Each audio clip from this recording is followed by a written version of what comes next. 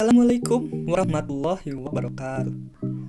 Now, we will show you our APES result with the title of Iodometric Heinz Method.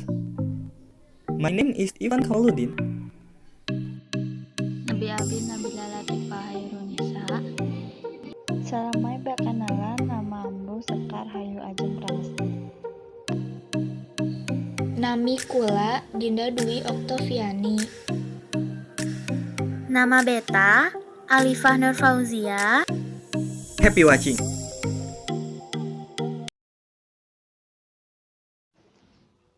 Iodometri ialah suatu metode analisis kuantitatif berdasarkan reaksi redoks larutan oksidator yang ditambahkan dengan Ki berlebih dan iodium yang dilepaskan setara dengan jumlah oksidator, lalu dititrasi dengan larutan baku natrium tiosulfat. Iodometri termasuk ke dalam titrasi tidak langsung karena reaksi ketiga akan dioksidasi oleh sampel menjadi I2 untuk selanjutnya dititrasi dengan larutan baku natrium tiosulfat. Iodometri termasuk titrasi reduktometri karena larutan natrium tiosulfat yang digunakan merupakan reduktor, maka sampel yang digunakan harus bersifat oksidator. Iodometri dapat diaplikasikan dalam penentuan kadar Cu2+, Fe3+, Cr2O7 AsO4 Ci2, Br2, H2O2, CiO3 BrO3 IO3 2HNO2 dan penentuan konsentrasi Na2S2O3. Kelebihan dan kekurangan titrasi iodometri. Kelebihannya yang pertama yaitu titrasi berlangsung lebih cepat. Yang kedua, warna titik akhir lebih mudah teramati. Kekurangannya yaitu titran yang sulit didapat dalam keadaan murni dan kurang stabil, sehingga diperlakukan khusus, diperlukan dalam pembuatan larutan natrium tiosulfat dan pembakuan. Syarat dalam titrasi iodometri, yang pertama, titrasi dilakukan dalam suhu ruangan. Yang kedua, titrasi dilakukan dalam larutan berasam. Yang ketiga, diperlukan indikator untuk dapat memperjelas TA. Titrasi iodometri terdapat metode Haen dan metode Bruns. Dalam metode Haen, sampel Cu ditambah I berlebih dalam suasana asam. Sampel Cu akan membentuk endapan CuI dan akan mengoksidasi imin menjadi I2. Sisa I2 dititrasi oleh larutan natrium tiosulfat dengan indikator amilum. Dalam metode Bruns, sampel Cu ditambah imin sedikit berlebih dan KSCN dalam suasana asam. Sampel Cu akan membentuk endapan CuI dan akan mengoksidasi imin menjadi I2. Sisa I2 dititrasi oleh larutan natrium tiosulfat dengan indikator amilum. Indikator iodometri. Iodium yang dihasilkan bersifat autoindikator karena iodium yang berwarna coklat dapat tereduksi menjadi iodin yang tidak berwarna. Tetapi pengamatan titik akhir akan lebih mudah dengan penambahan larutan amilum sebagai indikator karena amilum akan membentuk kompleks dengan iodium yang berwarna biru sangat jelas. Indikator amilum. Indikator yang ditambahkan pada titrasi iodometri adalah amilum 0,1%. Penambahan amilum 2-3 tetes menjelang titik ekivalen berwarna kuning jerami agar iod amilum yang terbentuk tidak terlalu banyak, sehingga titik akhir mudah diamati. Jika penambahan amilum jauh sebelum titik ekivalen, maka iodium masih banyak, sehingga jumlah iod amilum banyak, ikatannya kuat. Akibatnya, reaksi titrasi lambat. Kemungkinan titik akhir jauh melewati titik ekivalen, dan volume natrium tiosulfat lebih banyak dari yang seharusnya. Indikator kanji atau amilum yang merupakan golongan polisakarida, karbohidrat yang tersusun lebih dari mengandung monosakarida. Polisakarida, kanji atau pati ini tersusun dari unit-unit monosakarida, terhubung lewat ikatan glikosida dengan dua komponen utama, yaitu 1. Amilosa, 2. Amilopektin. Amilosa dapat larut dalam air, tapi jika membentuk kompleks dengan iodium, maka amilosa sukar larut dalam air. Sedangkan amilopektin tidak larut dalam air, karena strukturnya banyak yang bercabang, jadi membentuk sistem koloid. Indikator amilum tersusun dari 80% amilopektin dan 20% amilosa. Itulah alasan mengapa indikator amilum tidak dapat larut dalam air. Larutan kalium iodida. Larutan kalium iodida yang digunakan harus bebas iodat. Jika kalium iodida terdapat iodat, maka akan terjadi pembebasan iod. Reaksinya, iodat dan iodin dalam suasana asam bereaksi menjadi iodin dan air. Standarisasi natrium tiosulfat. Sejumlah kesalahan dari reaksi dikromat dengan iodida. 1. Asam iodida, kelebihan iodida dan asam. 2. Reaksi tidak berlangsung, mendadak atau cepat.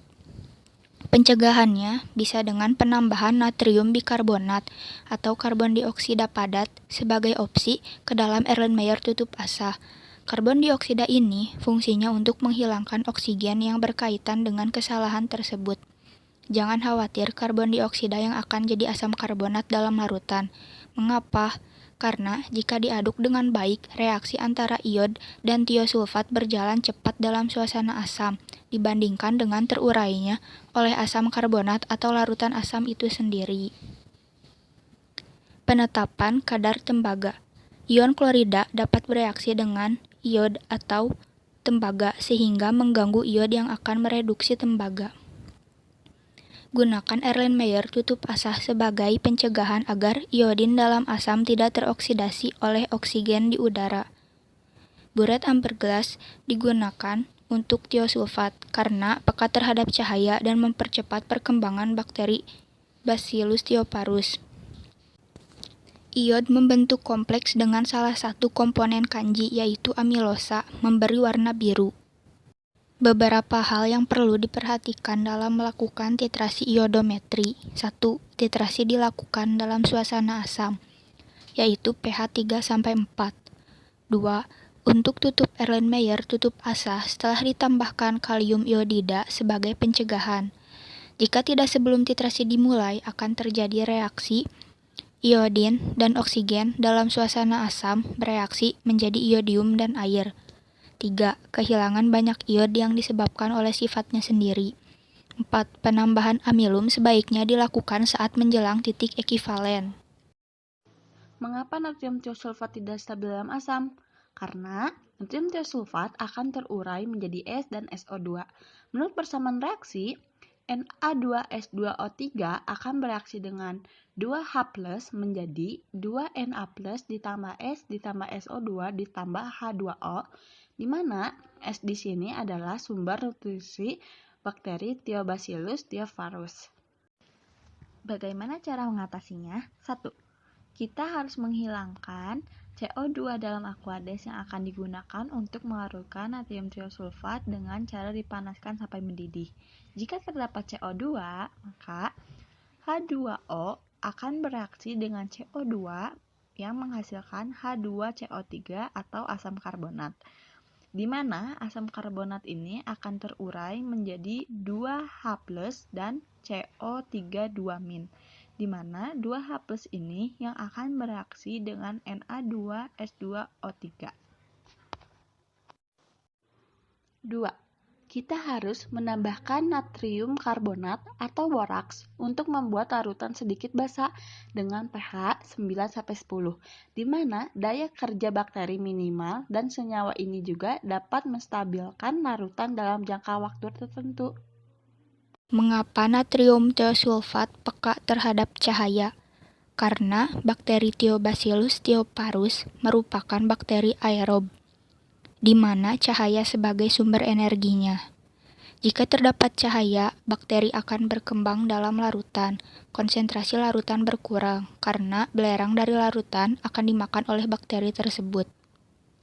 Jadi, belerang itu dipakai bakteri Thiobacillus thioparus agar dapat ia terus hidup, dengan cara mengubah ion tiosulfat menjadi belerang. Belerang ini sebagai sarana bakteri tersebut untuk dapat hidup. Inilah alasan mengapa natrium tiosulfat tidak stabil dalam asam dan peka terhadap cahaya. Kelebihan dan kekurangan titrasi iodometri metode Haen. Kelebihan metode Haen. 1. Titik akhir mudah diamati. 2. Tidak perlu penambahan kalium tiosianat. Kekurangan metode Haen. Kalium iodida yang digunakan banyak, karena iodium yang dibentuk sebagian akan teradsorpsi oleh tembaga iodida, sehingga iodium berkurang. Sifat fisika dan kimia. Cu2+, sifat fisikanya berbentuk kristal, berupa padatan, tidak berbau, berwarna biru, konduktor panas dan listrik yang baik. Sifat kimianya tidak reaktif, terhidrolisis dalam air menjadi CuOH2. Ki, sifat fisikanya padatan kristal, berwarna putih, tidak berbau, larut dalam air, larutan jernih, molar masanya 166,0028, melting point-nya 681 derajat Celcius atau 1,258 derajat F. Dan sifat kimia higroskopik, iritasi, reduktor, bahaya bagi lingkungan dan kesehatan, autoindikator. I2, sifat fisikanya padatan kristal berwarna coklat, tidak berbau, larut dalam Ki. Sifat kimianya mudah menguap, sangat reaktif, peka terhadap cahaya, oksidator, kompleks triiodida dengan Ki. Amilum, sifat fisikanya padatan, berwarna putih, kelarutan kecil dalam air dingin. Makanya kita perlu mendidihkan air dalam pembuatan indikator amilum. Selain itu juga untuk menghilangkan bakteri-bakteri yang terdapat dalam suatu pati. Sifat kimia amilum atau kanji atau pati merupakan indikator spesifik yang hanya bereaksi dengan I2 membentuk iod amilum yang berwarna biru. Tidak stabil dalam penyimpanan yang terlalu lama karena adanya bakteri yang dapat menguraikan amilum menjadi dekstrinnya. Iodium membentuk kompleks triiodida dengan iodida dengan tetapan keseimbangan 710 pada 25 derajat Celcius. Kepekatan amilum berkurang dengan naiknya suhu dan oleh beberapa bahan organik atau metil dan etil alkohol. Na2S2O35H2O adalah garam sebagai penawar racun sianida, sebagai agen netroprotektif, kurang lebih bahan yang melindungi ginjal dari kerusakan atau bahaya, dan sebagai obat antifungi atau antifungal drug. Sifat fisikanya berwarna putih, berbentuk kristal, indeks biasnya 1,486, berat jenisnya 1,750 gram per cc, titik didihnya 143,034 derajat Celcius, titik lelehnya 48 derajat Celcius, berat molekulnya 248,19 kilo per mol. Sifat kimianya hidroskopis, tidak beracun, mengandung bakteri Bacillus thioparus, peka terhadap cahaya, reduktor kuat, harmful, dan tidak stabil dalam suasana asam. Imin dalam berbagai senyawa ada iodin yaitu imin, iodium yaitu I2, hipoiodit yaitu iomin, iodit yaitu IO2-min, iodat yaitu IO3-min, periodat yaitu IO4-min. Tujuan percobaannya untuk mengetahui kadar sampel oksidator dan mengetahui konsentrasi larutan standar tiosulfat. Prinsip dasar penetapan Na2S2O3 atau natrium tiosulfat. Berdasarkan reaksi redoks, sejumlah mili kalium dikromat dengan larutan Ki bebas iodat, kemudian titrasi iod yang terbentuk dengan larutan natrium tiosulfat yang akan ditentukan konsentrasinya dalam suasana asam. pH-nya 3-4 sampai warna orange menjadi kuning jerami menjelang Te. Ditambah indikator kanji yang memberi warna biru, lalu titrasi dilanjutkan dari tidak berwarna hingga Ta berwarna hijau, di mana mol ekuivalen kalium dikromat sama dengan mol ekuivalen I2 sama dengan mol ekuivalen natrium tiosulfat. Prinsip dasar penetapan Cu. Berdasarkan reaksi redoks sejumlah mili sampel dengan larutan Ki bebas iodat.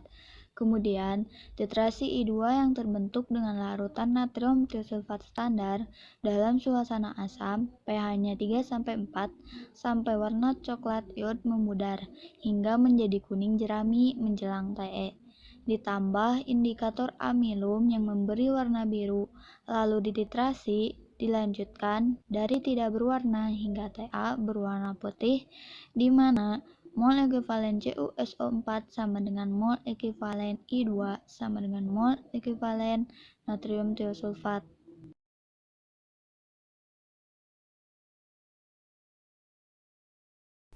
Standarisasi natrium tiosulfat, reaksi awalnya dikromat. Dalam suasana asam bereaksi dengan iodin membentuk iodium, kromium, dan air yang berwarna jingga.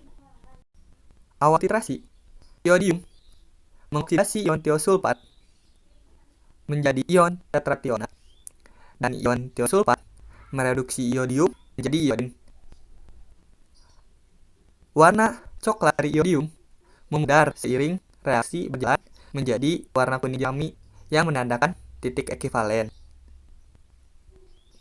sehingga titrasi dapat dihentikan dan indikator amilum dapat ditambahkan. Penambahan beberapa tes indikator amilum dilakukan saat menjelang titik ekuivalen dikarenakan kompleks iod amilum sukar larut dalam air.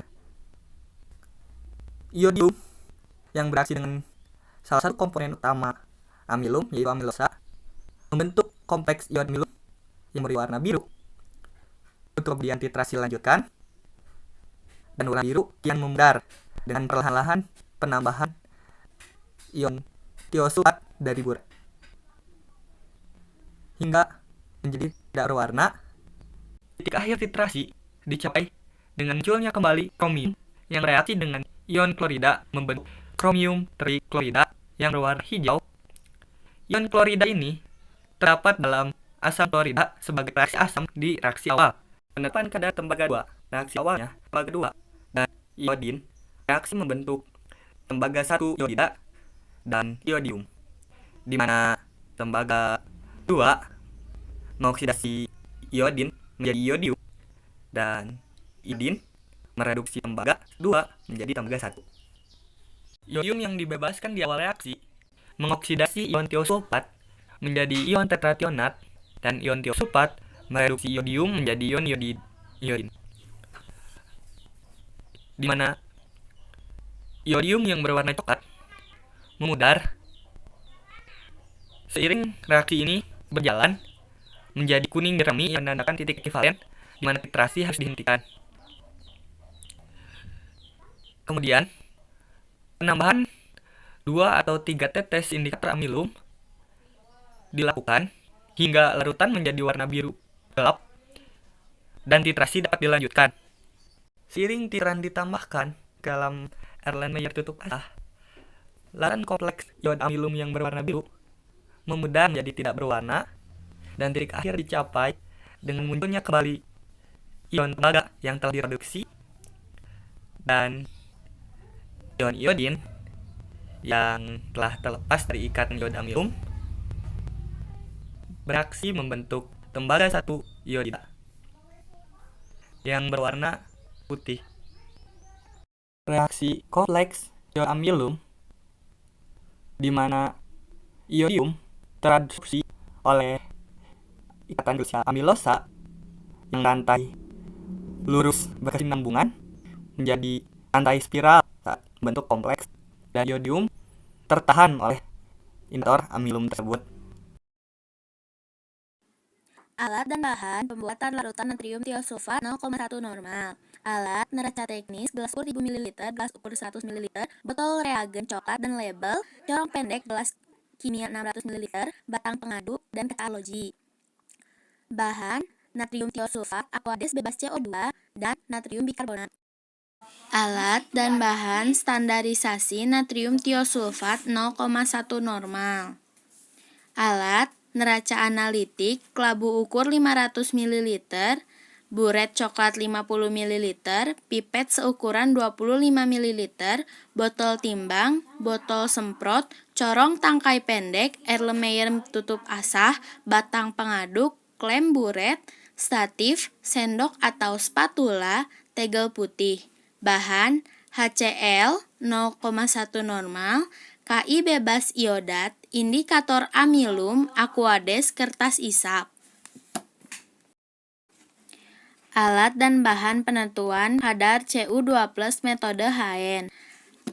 Alat neraca analitis, labu ukur 250 ml, buret coklat 50 ml, pipet seukuran 25 ml, botol timbang, botol semprot, corong tangkai pendek, labu Erlenmeyer, batang pengaduk, klem buret, statif, sendok spatula, tegel putih. Bahan garam Cu2+, H2SO4 4 normal, KI bebas iodat, indikator amilum, Na2S2O3 standar 0,1 normal, aquades. Pembuatan larutan natrium tiosulfat 0,1 normal. Timbang 25 gram natrium tiosulfat, larutkan dengan aquades bebas CO2, kemudian masukkan ke dalam labu ukur 1 liter. Tambahkan natrium dikarbonat 0,2 gram, encerkan sampai tanda batas. Setelah larutan tiosulfat diminiskuskan dan dihomogenkan, simpan larutan dalam botol kaca gelap dan didiamkan selama 1 hari. Apabila timbul endapan putih, larutan perlu disaring dan endapan dibuang. Pembuatan indikator kanji. Buatlah pasta dengan 1 gram pati ditambah dengan sedikit aquades. Tuangkan pasta ke dalam beker glass 400 ml. Sambil terus diaduk, tambahkan 100 ml aquades bebas CO2 yang sudah dididihkan. Didihkan selama 1 menit, dinginkan larutan kanji. Tambahkan 2-3 gram KI bebas iodat, simpan larutan dalam botol reagen coklat. Standarisasi larutan natrium tiosulfat 0,1 normal. Timbang dengan teliti 2,5 gram kalium dikromat, lalu larutkan di dalam labu ukur 500 ml. Tambahkan aquades hingga tempat tanda batas meniskus, homogenkan, kemudian masukkan ke dalam botol sampel. Pipet 25 ml kalium dikromat, masukkan ke dalam Erlenmeyer, tambahkan 1 gram KI bebas iodat. Tambahkan juga 25 ml HCl 4 normal, bilas bagian atas Erlenmeyer, tutup Erlenmeyer, kemudian kocok perlahan hingga reaksi sempurna.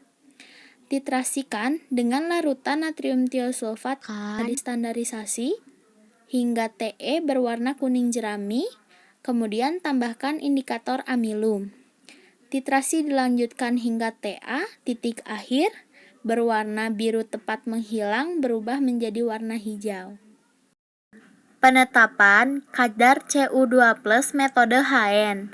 Timbang 10 gram CuSO4 dengan teliti. Kan dalam labu ukur 250 ml ditambah 25 ml H2SO4 4 normal. Encerkan dengan aquades hingga tepat 250 ml. Pipet 25 ml ke dalam Erlenmeyer, ditambah 10 ml H2SO4 4 normal, ditambah 1 gram KI bebas iodat. Titrasi I2 yang telah dibebaskan dengan Na2S2O3 0,1 normal standar hingga coklat pucat, tambahkan 2 ml amilum, titrasi lagi sampai warna biru tepat menghilang, larutan menjadi putih gading. Hitung dalam pembuatan larutan natrium sulfat 0,1 normal sebanyak 1 liter larutan. 0,1 normal natrium sulfat sama dengan ekivalen natrium sulfat per liter larutan. Jika dipindah luaskan, ekivalen natrium sulfat sama dengan 0,1 normal dikali 1 liter volume. Hasilnya 0,1 mol per liter. Massa yang perlu ditimbang adalah bobot ekivalen dikali ekivalen natrium sulfat. Bobot ekivalen natrium sulfat sama dengan bobot massa molar natrium sulfat, yaitu 248,17 gram per mol. Maka massa yang perlu ditimbang adalah 248,17 dikali 0,1, hasilnya 24,8 gram, yang jika dibulatkan adalah 25 gram. Penentuan konsentrasi natrium tiosulfat, di mana mol ekivalen natrium tiosulfat sama dengan mol ekivalen kalium dikromat. Rumus standarisasi natrium sulfat adalah konsentrasi natrium sulfat sama dengan V labu per pipet atau FP dikali mg sampel dari kalium dikromat dibagi bobot ekivalen kalium dikromat dikali volume titeran. Rumus pengenalan juga dapat digunakan untuk menentukan konsentrasi natrium sulfat, di mana Vn dari natrium sulfat sama dengan Vn dari kalium dikromat. Penentuan kadar tembaga 2 adalah dengan rumus persen kadar tembaga sama dengan Fp atau V labu per pipet dikali Vn dalam litran dikali AR tembaga dikali 100% dibagi mg sampel dikali 1000. 곱군티 랍좀. 시청해주셔서 감사합니다. 谢谢收看。見てくれてありがとうございました。Dan ke First Zone